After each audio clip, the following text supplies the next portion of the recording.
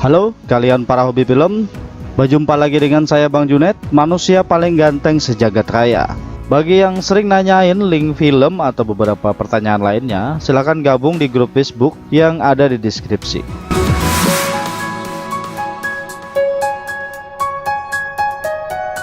Mercury Rising adalah film yang menceritakan tentang agen FBI yang menyelamatkan seorang anak autis cerdas dari para agen yang ingin membunuhnya.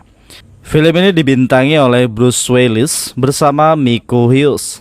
Disutradarai oleh Howard Baker yang dirilis pada tahun 1998. Berawal ketika ketua FBI bernama Hartley datang ke tempat perampokan bank yang dipimpin oleh Edgar. Salah satu rekannya bernama Jeffries mengatakan kepada Edgar kalau mereka tidak akan mundur. Edgar bersikeras untuk terus melawan karena ia mempunyai sandera. Lanjut, Jeffries mengatakan kepada anak Edgar bernama James untuk membujuk Edgar. Namun Edgar yang emosi malah menampar anaknya. Tiba-tiba ada banyak tembakan di sana. Pasukan FBI mulai masuk dan ia membunuh semua perampok termasuk anak Edgar. Jeffries menyuruh anak buahnya memanggil ambulans, namun James tidak bisa diselamatkan lagi. Lanjut, Jeffries bertanya siapa yang memerintahkan penembakan. Anak buahnya memberitahu kalau Hartley yang memerintah. Dengan marah, Jeffries mendatangi Hartley dan menamparnya karena ada dua anak yang tidak bersalah tewas di sana. Berpindah ke sebuah sekolah, terlihat seorang anak autis bernama Simon sedang belajar. Karena mempunyai keterbelakangan mental, ia berbeda dengan murid lainnya. Berpindah ke Jeffries, ia memasuki kantor FBI. Saat rekannya bernama Tommy datang, mereka langsung menemui atasan bernama Lomax. Di sana, Lomax memindahkan pekerjaan Jeffries. Karena tidak terima, mereka saling berdebat. Tommy mengatakan kalau Jeffries adalah salah satu penyamar FBI terbaik. Setelah itu, mereka berbicara dengan otak dingin. Akhirnya, Jeffries menerima pekerjaan barunya tersebut. Berpindah ke Simon, ketika pulang, ibunya bernama Jenny sudah menunggunya di depan pintu. Setelah itu, Jenny mengajarkan Simon untuk membuat minuman.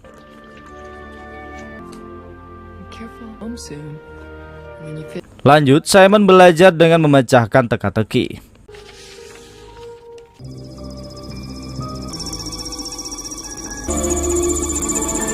Tiba-tiba, Simon turun ke bawah dan menelpon nomor yang ia dapat dari teka-teki tersebut.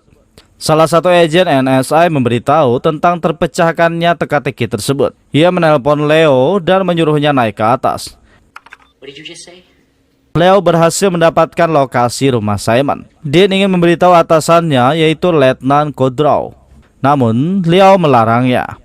Dia memberitahu jika kita tidak mengatakannya, Kudrow akan mengira kita menyembunyikannya. Berpindah ke Thailand, seorang petugas memberikan pesan itu kepada Kudrow. Setelah membaca pesan itu, Kudrow langsung pergi dari rapat. Lanjut, Kudrow mengecek kode Mercury di sistemnya yang ternyata benar kalau sudah dipecahkan. Berpindah ke ayah Simon bernama Martin. Setelah pulang bekerja, Martin langsung menidurkan Simon dengan bernyanyi untuknya. Kembali ke Kudrow, ia pergi ke markas untuk menemui Leo dan Dean. Leo memberitahu temannya bernama Emily kalau Kudrow ingin menemuinya. Emily menenangkannya untuk tetap santai saat bertemu. Ketika bertemu, Leo menjelaskan tentang Mercury Code yang tidak dapat dirusak. Kudrow memberitahu nama anak pemecah kode Mercury tersebut adalah Simon. Umur 9 tahun, memiliki penyakit autis. Lanjut, Kudrow memarahi Dean dan Leo karena ia tidak pernah mengizinkan kode tercanggih dengan nilai $2 miliar terpampang di majalah teka-teki. Dean mengatakan kita harus berbicara dengan Simon. Kudrow melarangnya karena itu akan jadi masalah. Kudrow berpikir untuk membunuh Simon agar kode keamanan negara kembali aman. Berpindah ke Martin, saat membuka pintu, seorang detektif bernama Boral menunggunya. Boral mengatakan kalau ada masalah di sekolah Simon. Ketika masuk ke dalam, Boral langsung menembak Jenny dan Martin. Saat Boral naik ke atas, ternyata Martin menghubungi polisi. Boral mematikan telepon itu dan kembali naik. Namun saat di atas ia tidak menemukan Simon. Saat polisi datang, Boral turun dan menaruh senjata itu di tangan Martin. agar seolah-olah itu adalah tindakan bunuh diri. Ternyata, Boral bukanlah detektif, melainkan pembunuh yang disuruh oleh Kudrow. Berpindah ke Jeffries dan Roger. Saat mereka bekerja, telepon Roger berdering. Roger mengangkatnya dan ternyata adalah atasannya ingin berbicara dengan Jeffries. Jeffries diperintahkan untuk menyelidiki pembunuhan di rumah Simon. Lanjut, Jeffries datang ke rumah kejadian. Di sana juga ada detektif Nicholas. Nicholas menganggapnya itu adalah kasus bunuh diri dan anak hilang, karena mereka tidak menemukan anaknya. Namun saat Jeffries naik ke atas, ia menemukan Simon yang bersembunyi di ruang rahasia lemari.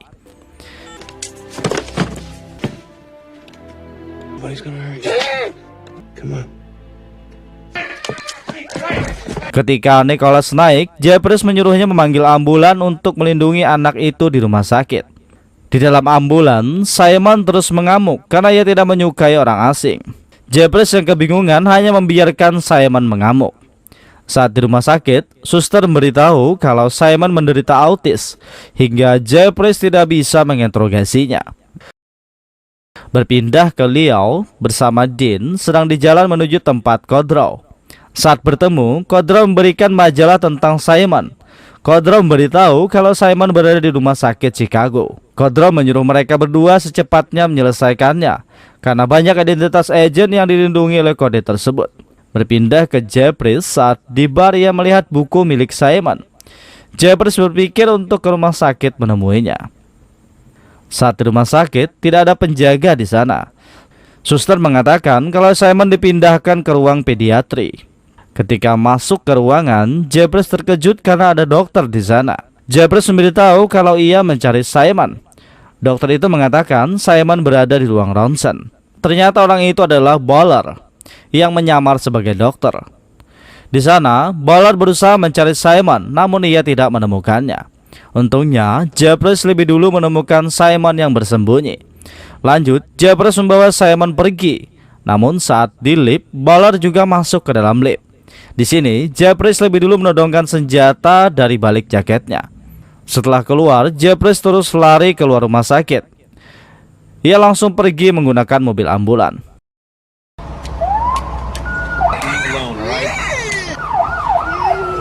Di jalan, ternyata masih ada musuh yang mengejar dan menembaki mobilnya, hingga Jeffries memutuskan untuk berhenti dan melanjutkannya berjalan kaki.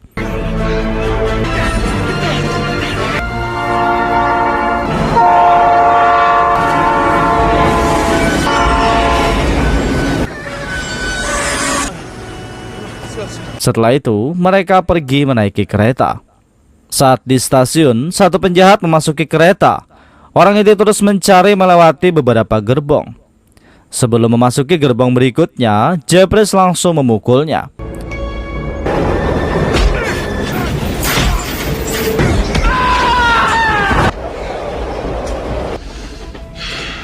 Lanjut, Jeffries membawa Simon ke rumah Tommy. Di sini, Jeffries menjelaskan kalau ada penarikan polisi di rumah sakit dan beberapa orang berusaha membunuhnya. Jeffries mengatakan kepada Tommy kalau kasus ini bukan bunuh diri, melainkan sebuah pembunuhan. Sebelum pergi, Jeffries meminjam mobil Tommy. Ketika di jalan, Jeffries beristirahat hingga akhirnya tertidur karena ia terlalu lelah.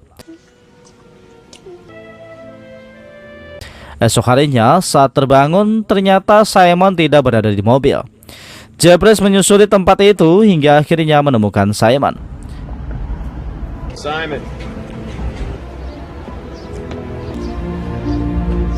Lanjut, Simon mengarahkan Jeffries menuju rumahnya. You know where we're going? Ketika sampai di rumah, Simon mengulang seperti biasa saat ia pulang, seperti membuat minuman dan belajar teka-teki. Setelah itu, Simon kembali menelpon nomor hasil teka-teki tersebut. Leo dan Dean kaget karena Simon kembali menelpon. Jeffries mengambil teleponnya dan mengatakan, "Aku dari FBI," dan memberitahu jangan menghubungi nomor ini lagi. "Aku akan membuat email untukmu." Setelah telepon ditutup, Jeffries melihat polisi di depan rumah.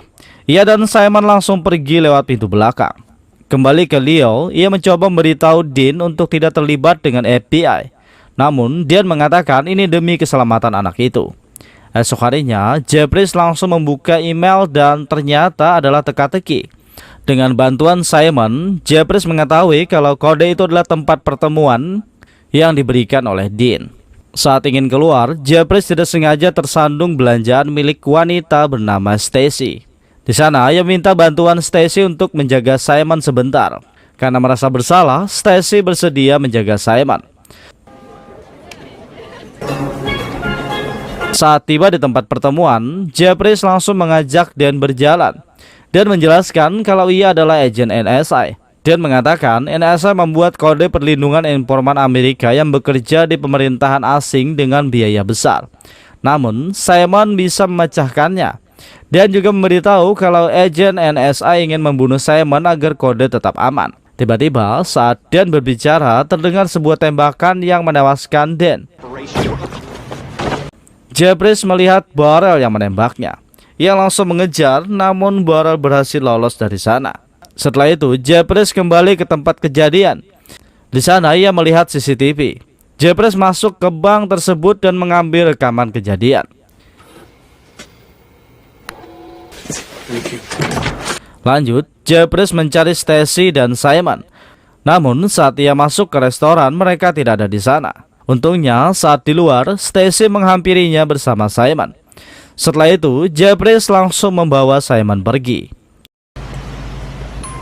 Berpindah ke Leo, ia memberitahu Emily kalau Dan tewas, dibunuh oleh anak buah Kudrow. Leo tidak bisa mengirim email menggunakan apapun karena semuanya akan terekam. Namun, Emily melihat alat ketik kuno yang bisa membuat email tanpa disadap. Berpindah ke Tommy, ia menemui Jeffries di sebuah restoran. Tommy mengatakan, kini kau menjadi buronan pertama pelaku penculikan. Jeffries tidak peduli, ia hanya bertanya siapa penembak itu. Tommy memberitahu ia bernama Burrell, seorang agen khusus. Anehnya, di data itu Burrell sudah terbunuh sejak 4 tahun lalu. Jeffries bingung bagaimana cara menjelaskan kalau yang ia lihat adalah Burrell. Di sini, Tommy ingin ikut membantu, namun Jeffries melarangnya karena Tommy memiliki keluarga. Berpindah ke Leo, saat selesai menulis email, ternyata Burrell datang. Ia langsung membunuh Leo dan mengambil email tersebut. Kembali ke Jeffries, ia membunyikan bel rumah Stacy.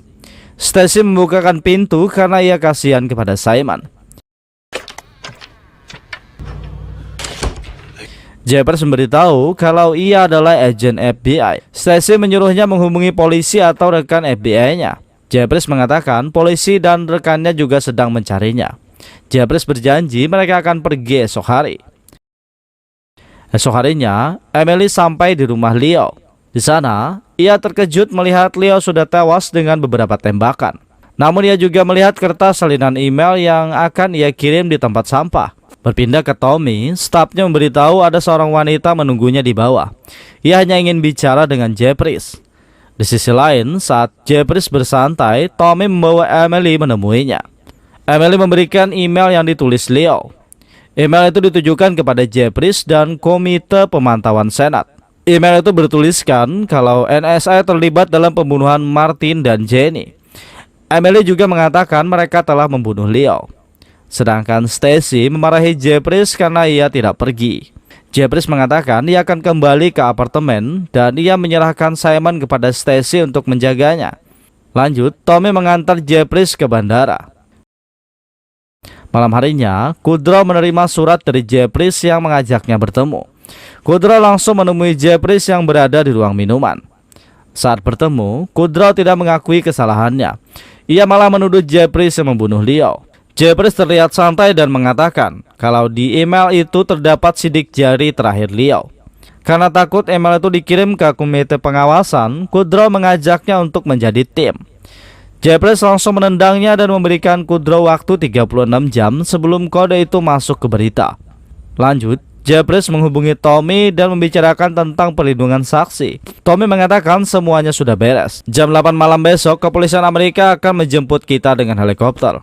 Ternyata, Kudrow menyadap pembicaraan Jeffries. Bowler mengatakan Simon tidak akan sendirian. Kita akan mendapatkannya di helikopter. Esok harinya, telepon di rumah Stacy berbunyi. Stacy mengangkatnya namun tidak ada suara apapun. Saat Jeffries kembali ke rumah, ternyata rumah itu kosong. Ia langsung menemui Tommy dan bertanya di mana mereka. Tommy mengatakan mereka sudah aman. Setelah itu, Tommy menemui Lomax yang ternyata ada Kudrow di sana. Tommy mengatakan kepada Lomax kalau Kudrow berbahaya. Lomax menyuruhnya duduk dan Kudrow memberitahu kalau ia hanya ingin menyelamatkan Simon. Kini, kasus FBI diambil alih oleh NSA. Saat Kudrow pergi, Tommy memberikan email yang ditulis Leo kepada Lomax. Berpindah ke Stacy dan Simon, mereka menaiki sebuah gedung. Di sana, Kudrow menyambutnya dan mengatakan kalau ia adalah pemimpin kepolisian Amerika. Kudrow menyuruh Stacy kembali karena Simon pasti aman. Di sisi lain, Lomax memantau lewat CCTV. Saat melihat Kudrow dan Borel bersama Simon di atap, ia langsung memerintahkan Tommy dan pasukannya untuk menyerang. Tommy dan pasukannya langsung bertempur melawan Borel. Sedangkan Kudrow memasukkan Simon ke helikopter. Ternyata, Jeffries sudah berada di helikopter tersebut. Mereka memperebutkan Simon hingga terjatuh dari helikopter. Lanjut, Jeffries dan Kudrow bertarung. Untungnya, Simon memberikan senjata kepada Jeffries dan ia langsung menodongkan senjata itu. Berpindah ke Baller, ia tewas terkena pecahan kaca disebabkan derasnya baling-baling helikopter. Saat Jeffries lengah, Kudrow mengangkat Simon. Jeffries langsung menembaknya. Ia mengambil kembali Simon sebelum Kudrow jatuh. Di sini, Jeffries melihat Simon dengan perasaan tenang karena Simon sudah tidak lagi dalam bahaya. Esok harinya, Jeffries pergi ke sekolah Simon. Di sini, Simon sudah mendapatkan orang tua asuh. Saat bertemu Simon, Jeffries memberitahu namanya agar Simon kembali mengingatnya. It's me. Setelah itu, Simon berdiri dan langsung memeluk Jeffries. Selanjutnya, film pun berakhir. Saya ucapkan terima kasih Gasan Babuhan Pian yang masih setia menonton video editan saya yang seadanya ini. Sudi kiranya kalian subscribe dan tekan tombol lonceng agar mendapatkan pemberitahuan ketika video baru diupload di channel ini. Perlu kalian tahu, sekarang Bang Junet sudah upload tiap hari, jadi tetap stay di channel Bang Junet. Subscribe apa channelnya? Apa kena? Baru bigi barang masuk deh. Like and share and subscribe.